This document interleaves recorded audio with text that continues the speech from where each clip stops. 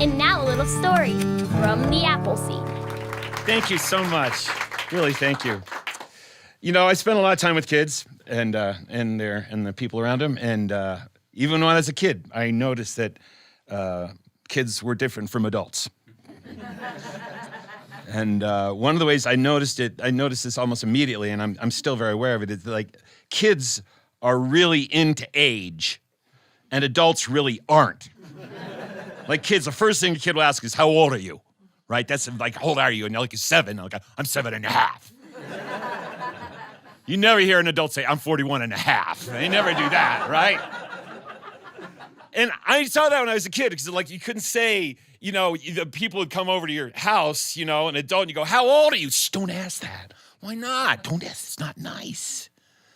And because of that, when you're a kid, you don't know what age looks like, right? You know, some are 24 and some are 38 and some are 94, but you don't know what it looks like. And I didn't until I got in 3rd grade and I had Mrs. Nottingham. Now, Ms. Nottingham, she was from the old school. She went to a normal college and she was a normal teacher, and she was tough. She wore a black wool suit on the day in June and she didn't break a sweat. And she was there to teach us a lot of stuff, but mostly she was there to teach us, it's a cold, cruel world, boys and girls, and you just better learn that right now. It'll be a lot easier if you learn it. For instance, like you'd try to learn something, but if you didn't learn it, she'd say, well, that will teach you a lesson. You know, for instance, like in 3rd grade, we learn multiplication. Everybody learns multiplication. It must be like genetically encoded in 3rd grade, you know, multiplication. And so you're figuring it out and you can't figure it out and you got to go ask for help. And you're really not supposed to bother a teacher and ask for help because they're always busy doing something. Like she's up there with her grade book, you know. You'd walk up there, you go, Ms. Nottingham, and back then we had these grade books and it's all on computers now, but she'd mark it. It was a grade book and she would cover it over so you couldn't see. She'd say, yes.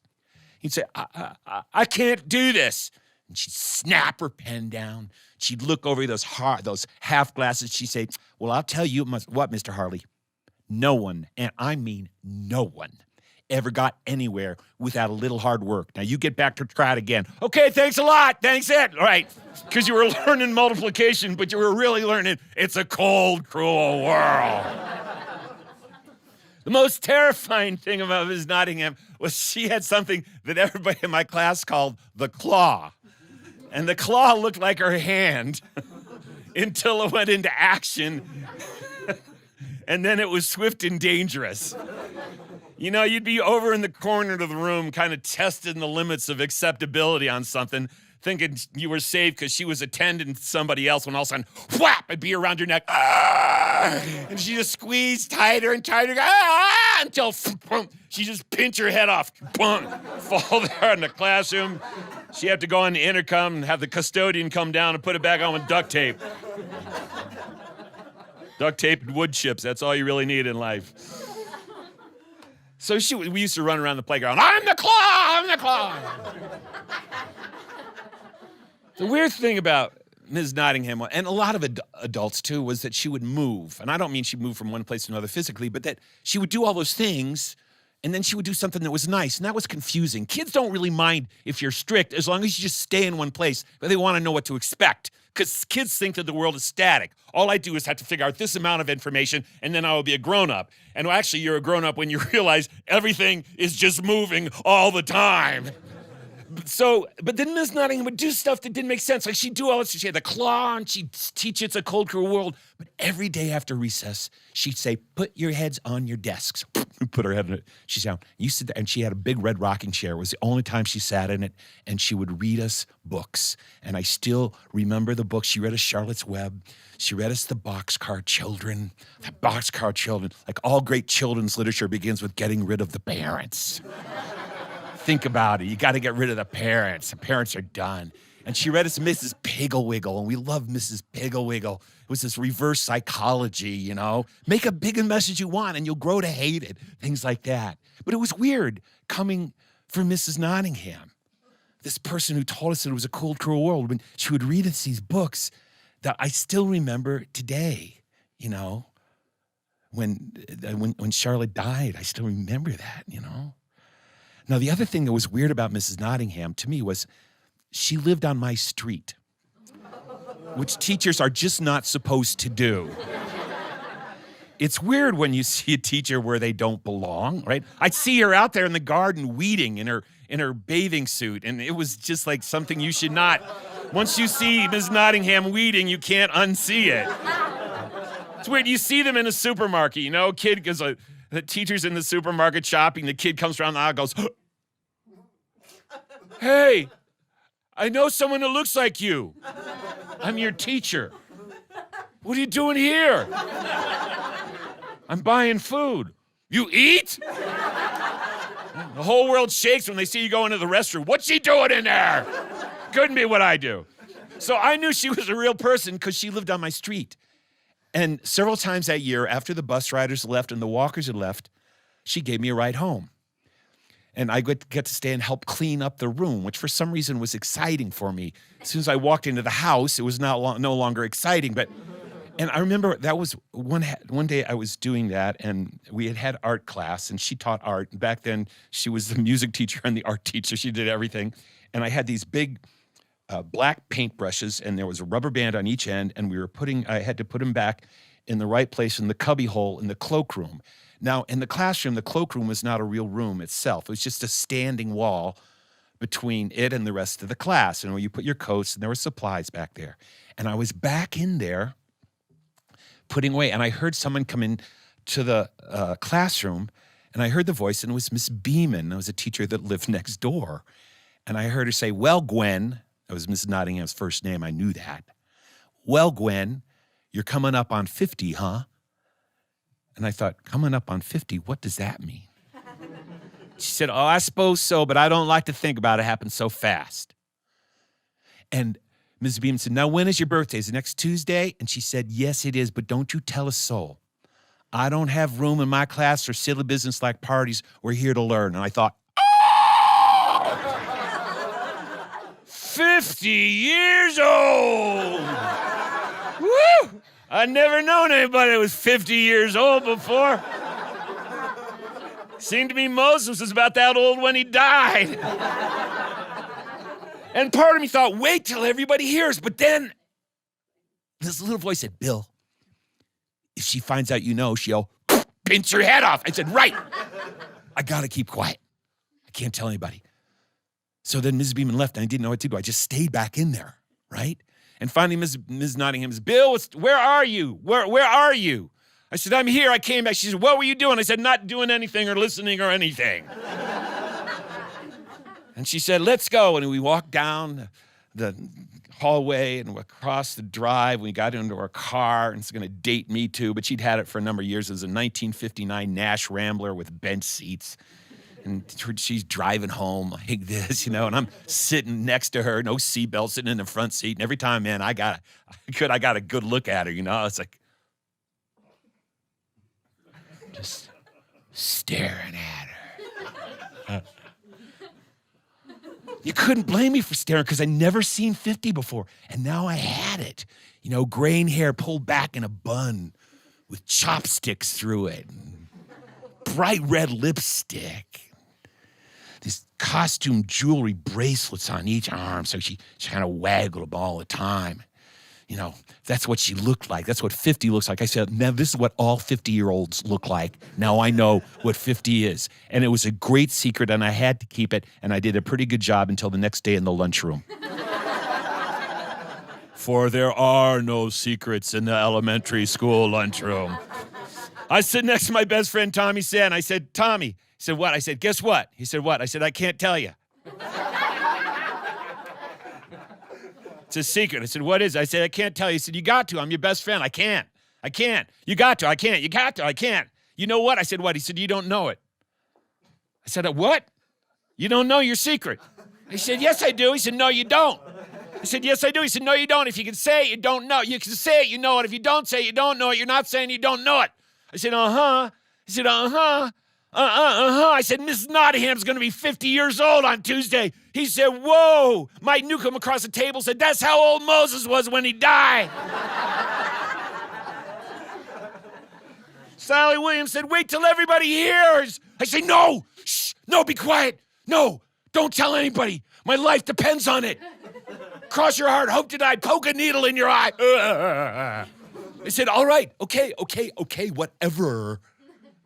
Cretins, creeps, turncoats, they betrayed me. The next day, I knew I was in trouble because everybody in the classroom was talking to.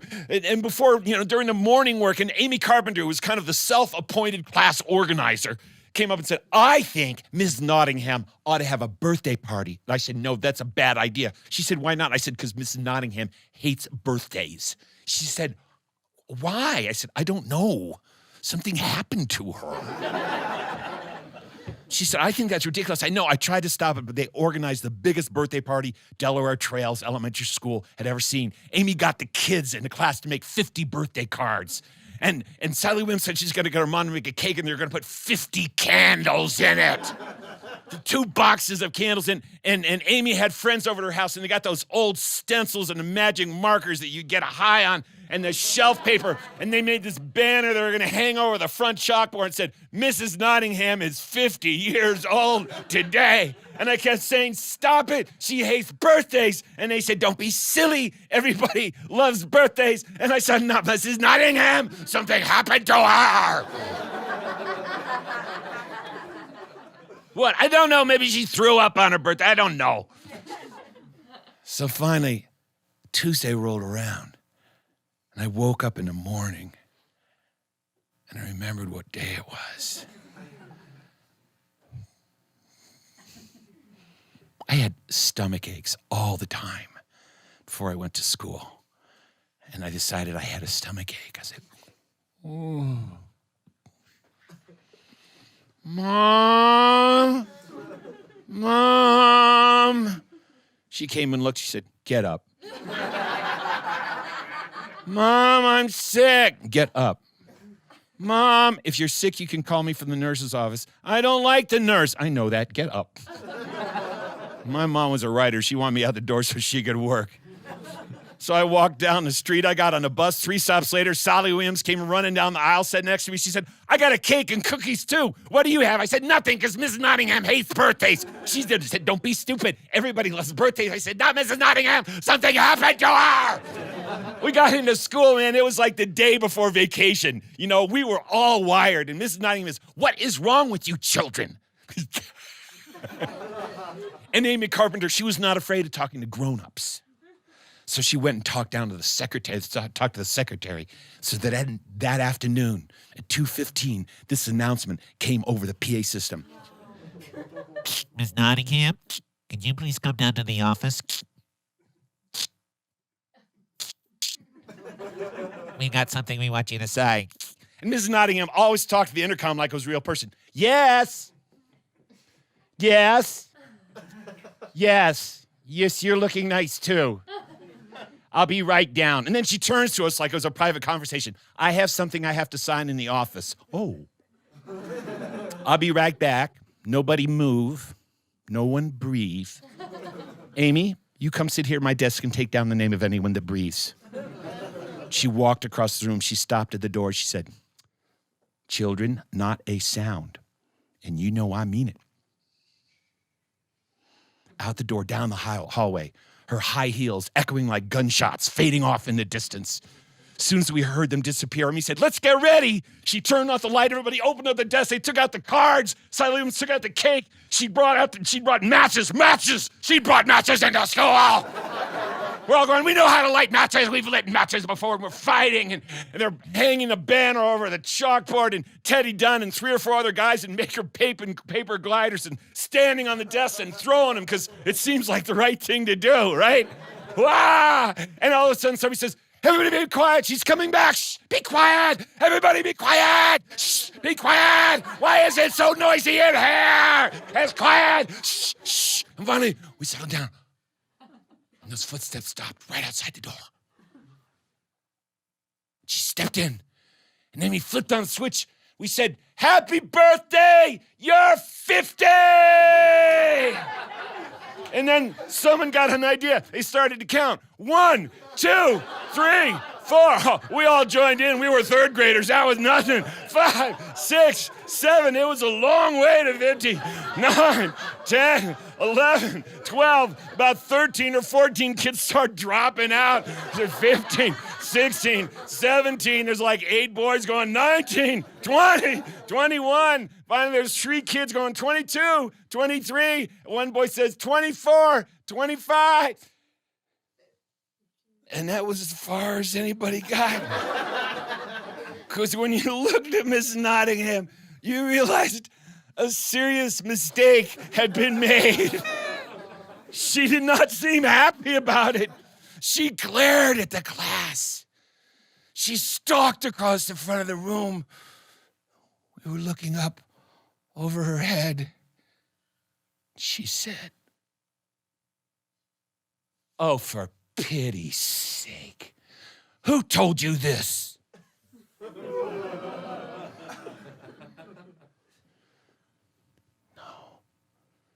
don't. For one brief and shining moment, they all held out. And they said, "Bill did! It's his fault! You can have him! We don't care about him anymore!" And she said, "Bill, you come up here right now." I said, "I have to go to the nurse's office." She said, "You come up here right now." And I walked up and she got bigger and bigger and bigger. Never forget how big 5'2" is to a third grader. And I looked up at her and she looked down at me and I saw it. The claw. I felt it wrap around my neck. It was tighter and tighter. I think this is too young. Oh, too young. And all of a sudden I realized it wasn't her hand it was tight, it was just my neck. I looked up at her. And she was looking out at the class. Class that was holding the cards, and Sally Williams was holding the cake that was only half lit because we've been fighting over the matches. And Teddy Dunn was standing on the desk with a glider in each hand, realizing it was not a good place to be, but maybe if he didn't move, no one would notice. And I felt her loosen her grip, and I looked up at her, and she was looking down at her hand. And I heard her say under her breath, "Whose hand is this?"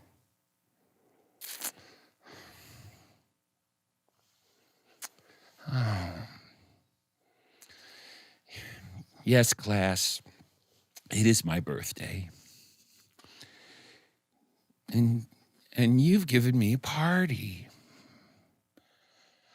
I don't remember. I don't remember the last time I had a party here in school. Thank you.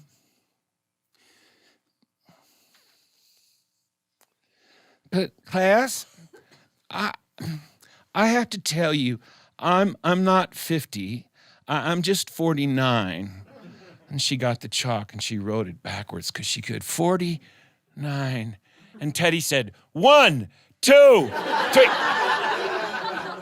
Teddy Dunn, what are you doing standing on that desk? I don't know. Do you know your mother and father paid good money for that desk? You get down from there right now.